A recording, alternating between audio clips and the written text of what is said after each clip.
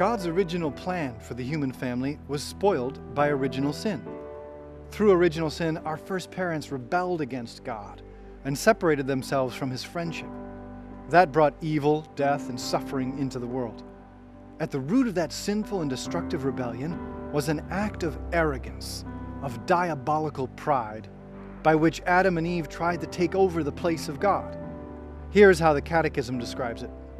In that sin, man preferred himself to God, and by that very act scorned Him. He chose himself over and against God, against the requirements of his creaturely status, and therefore against his own good. After original sin, God had a choice to make, so to speak. He could either abandon the human rebels and let them suffer the full consequences of their sinful actions, or He could save and redeem them. He chose the second option. He sent us a Savior and a Redeemer, Jesus Christ. And Jesus, in order to repair the destruction caused by original sin, reversed that act of diabolical pride by committing an act of heroic humility. Instead of elevating Himself, as Adam and Eve tried to do, He humbled Himself. Here's how St. Paul puts it.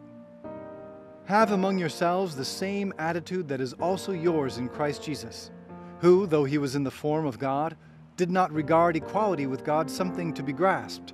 Rather, He emptied Himself, taking the form of a slave, coming in human likeness, and found human in appearance, He humbled Himself, becoming obedient to death, even death on a cross.